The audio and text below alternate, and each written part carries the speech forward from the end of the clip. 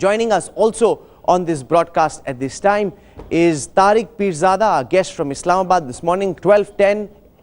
That's when the big meeting between Nawaz Sharif and Narendra Modi starts. Welcome, Mr. Pirzada. With me in the studio, Jaidev Ranade, former RAW officer. We've also got Major General Ashok Mehta, top military analyst Sambit Patra representing the BJP. A series of bilateral meetings going on this morning at Hyderabad House between Narendra Modi and SAARC leaders. I want to go across first to Tehrik Pirzada though, on the expectations in Pakistan, Mr. Pirzada, on this big meeting between Narendra Modi and Nawaz Sharif. How is the Pakistani media, the Pakistani intelligentsia, academia, the ISI, the army, what are your expectations building into this meeting, sir? There are two kinds of expectations that we have in Pakistan. A, that the meetings between the two must proceed very pleasantly, very cordially, and that will establish a good prospects for future talks. But at the same time, the Pakistani side is expecting that in this meeting of 35 minutes with Narendra Modi, the Prime Minister of India, Mr. Nawaz Sharif, the Prime Minister of Pakistan, will emphasize the fact that let us reach at least some fundamental understandings so we can start as soon as possible a sustained, structured dialogue between India and Pakistan that was never allowed to be proceeded by the Congress, the hardcore Congressites. What are the expectations in India on the back of that interview that President Hamid Karzai gave headlines today, where he blames the Lashkar-e-Taiba operating out of Pakistan for the attack at Herat? Will we see Narendra Modi put forth such contentious issues in this bilateral meeting with Nawaz Sharif, or will this be more in the form of a meet and greet, get to know each other meeting with no real substantive issues being discussed? I think it will be the latter. It will be more of a meet and greet, size each other up kind of meeting. There will of course be gestures made, gestures indicating overtures of progress ahead. But I think Mr. Karzai has brought the terrorism issue onto the center stage, and it's something that will be addressed, and I expect that India's Prime Minister will raise it. He may not make a serious point of it, but he will certainly No, but raise what does Pakistan, Mr. Pirzada, make of this explosive comment from the Afghan president speaking to headlines today on Indian soil, saying that the Lashkar-e-Taiba was responsible for the attack at the Indian consulate in Herat? Now that's a very direct charge at the Lashkar's backers, the ISI. How do you see that impact the Modi-Sharif talks? Look, these are the twilight days of Mr. Hamid Karzai, the planted, US-imposed, US-planted man in Afghanistan. This is his last hurrah. He wants to leave some mark in terms of maligning Pakistan because he does not have good relations with Pakistan. Let me give you one good line for your program. Remember, India has been blaming that Lashkar-e-Taiba has been playing havoc in India. This has been the Indian charge. But this is the first time in the last 12 years that a so-called president of Afghanistan, a planted stooge, is leveling a charge against Lashkar-e-Taiba for the attacks in Herat. Why would Lashkar-e-Taiba launch an attack in Herat? Why not in India? Why would they do that? That is a far-fetched area. Talibans are no friend of Lashkar-e-Taiba, I can tell you. This is their country. They don't like interference in their matters in areas. No, you are challenging what the Afghan president said. I want to bring in Ambassador K.C. Singh, former diplomat.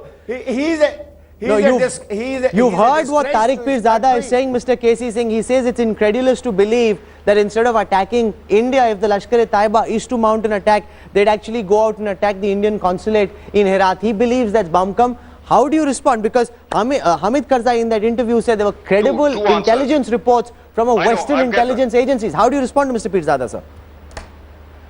I would just like to remind him that after the 2008 attack on the Indian embassy in Kabul, where we lost a senior military officer and a senior diplomat, a similar charge was leveled by the then intelligence minister of Afghanistan, Pakistan threw a fit and they lobbied with the Americans and with the Afghan government to get him transferred. They changed him. He was dropped. We are talking about Hamid Karzai himself. So this charge is not new. This charge has been coming from 2008.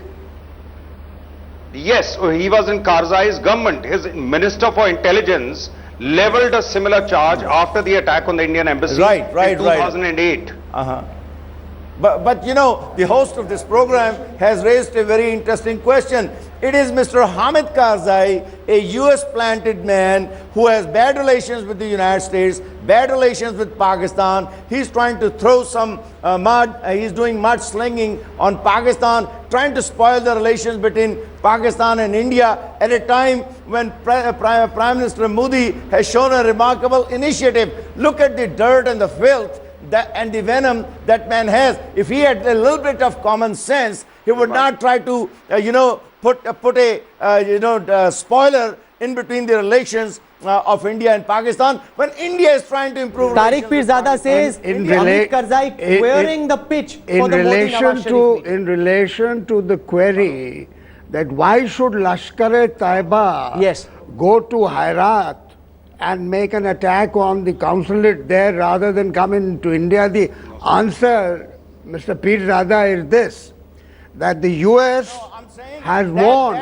the US has unequivocally warned Pakistan that if there is another attack against India, the consequences of that will be dire on Pakistan. Misunderstood my point. They have threatened to stop aid because they know that if there is another attack on India, Indian retaliation this time will be very strong. And there have been so many reports, Mr. Pirzada, in the Pakistani media itself. Mr. Pirzada, in the Pakistani media itself, there have been reports where it is being said that Shahbaz Sharif, the brother of Nawaz Sharif, went and met Rahil Sharif, your army chief, to ask him whether during Nawaz Sharif's visit to India there would be more unexpected surprises like Herat. Now that's the level of trust between your Prime Minister and your army chief. Who gave you that information? These are reports which have been coming from your media, sir. These are reports that are coming in your media. There is no news in our media. It must be a planted story.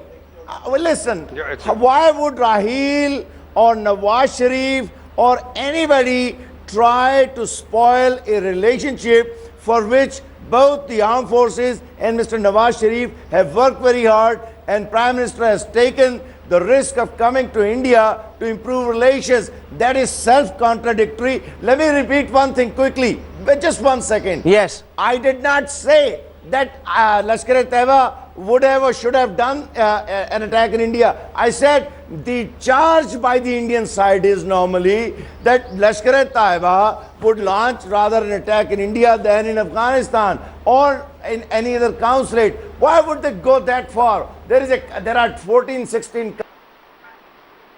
Seems to be denial. There seems still to be denial. Yes, General Mehta. I'm saying what Pirzada said. These are Western intelligence agencies who put out these reports. No, are on the same page. You guys are going the wrong way. Why are you supporting a nasty man? Mr. Nawaz Sharif coming to India? Karzai is a there is this contradiction in what he is saying. Mr. Singh, how do you respond? He is alleging that Hamid Karzai is an American planted agent deliberately trying to queer the pitch for this big meeting between Nawaz Sharif and Narendra Modi. Look, that is a useless argument. If he is an American plant, he didn't even meet President Obama in Bagram. Yes, absolutely. Now, let's be very clear. I don't think this is a negative for India-Pakistan relations. It strengthens the hands of Prime Minister Nawaz Sharif. In fact, 2 days back, Ahmed Rashid, a very well-informed columnist who writes on Taliban and Afghan affairs, has written a piece where he says even Pakistan army is now concerned about the convergence of interest between Tehrik-i-Taliban Pakistan and Taliban. So they are converging. So this is and Lashkar-e-Taiba may be a part of that. Taliban? Therefore, Mr. Nawaz Sharif... Taliban and Taliban? Both. There's a convergence. Read Ahmed Rashid's piece. Hold on, just listen out. Listen, please. Read. You are talking about two Talibans. There's a convergence which between... is the other Taliban? I know. The other Taliban is the Afghan Taliban of Mullah Omar. Make it clear. And Tehrik-i-Taliban Pakistan is the one attack. There is a convergence between the two, according to Ahmed Rashid. Hold on, let me finish my argument. And therefore, I know Ahmed Rashid. Therefore, it is Ahmed Rashid's making the argument that Pakistan Army is also beginning to be seriously concerned about it. So here is an opening actually. Opening for Mr. Nawaz Sharif. Hold on, let me finish my argument. Let me finish my argument here. Let me finish my argument. So for Mr. Nawaz Sharif, instead of simply rejecting these, it strengthens his hands. He should go back and collar the likes of Hafiz Saeed and say, look, this is the Afghan president saying it. Get it looked into, see if there is indeed a link. And it strengthens the hands. And let the army in Pakistan also realize that their pet dogs are out of control. Absolutely. Sambit Patra from the BJP is with us. What we're seeing from Pakistan is absolute denial, as opposed to a more measured approach suggested by KC Singh, where he says, look at the charge, assess and analyze whether it is true, and then come to a conclusion instead of jumping to the conclusion that what Hamid Karzai is saying is incorrect. Does that show the mindset with which Pakistan enters these talks? I believe this talk, as far as the talk between the premiers of both this nation is taking place, I would not see Pakistan's talk as an isolation. I would rather see this whole thing with the complete SARC scenario, in the sense that he's meeting the premiers of almost all the 7 important nations. And the beauty of this talks is the way Narendra Modi began the chapter, his chapter as the Prime Minister, by tossing the dance of democracy of India to the complete Southeast Asian region. No, I believe today when the talks are going on, we have to be extremely, not only courteous, but also guarded in our approach. In the sense, look, yesterday in one of the channels when Mr. Nawaz Sharif gave an interview, just a second, Mr. Pirzada, let me complete. In one of the interviews, informal one though, he said that, look, we are talking, and the beauty of this talk is the mandate that both of us have received. Narendra Modi's magnanimous mandate and my mandate. And that itself proves the fact that on the table they come with the vision of the people of both the countries. No, they do. To the big meeting between Nawaz Sharif and Narendra Modi, their first meeting in the backdrop of Hamid Karzai's comments to headlines today, where he says the Lashkar-e-Taiba is responsible for the attack at the Herat consulate. Mr. Ranade, given the backdrop of Narendra Modi's big victory, given his anti-Pakistan rhetoric, his tough posture on Pakistan during his campaign, is that the same attitude that we'll see once he assumes office, now that he has taken charge, or will we see a dilution in that position? I think Mr. Modi has to keep in mind also the aspirations of the people for a change, and the fact that they expect a new government to be a tough government in these matters.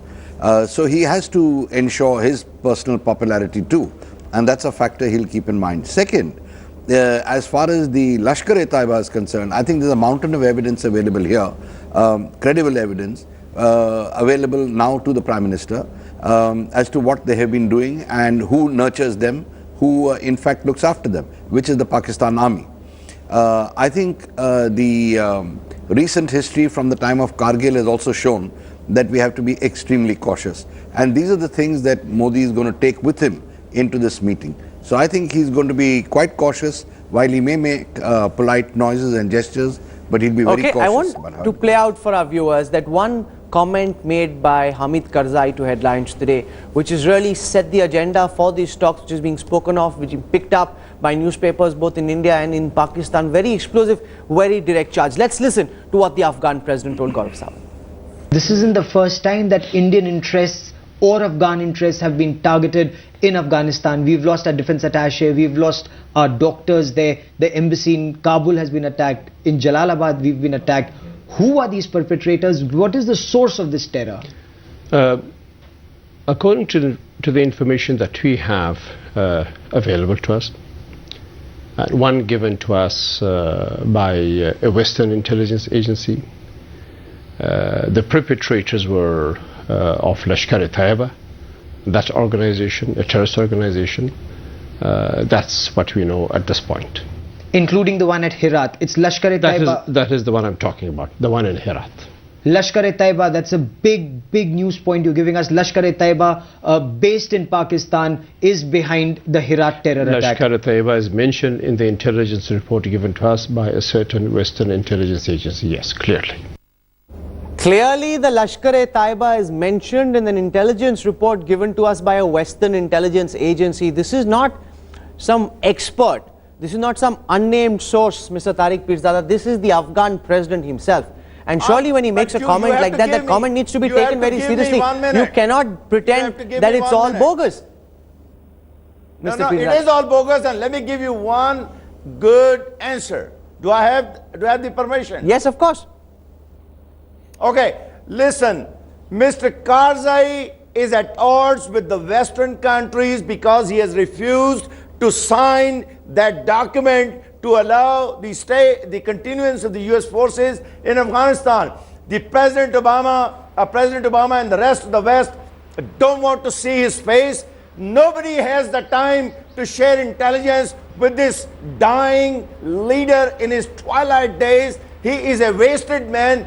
That would have been a waste of intelligence. If somebody had to be given that information, that would have been India, not a godforsaken Karzai. So guys, correct your record, correct your logic. You are just spoiling your relations with Pakistan based on a dying leadership in its twilight days. I find this absolute refusal to accept what the Afghan president is saying quite incredible.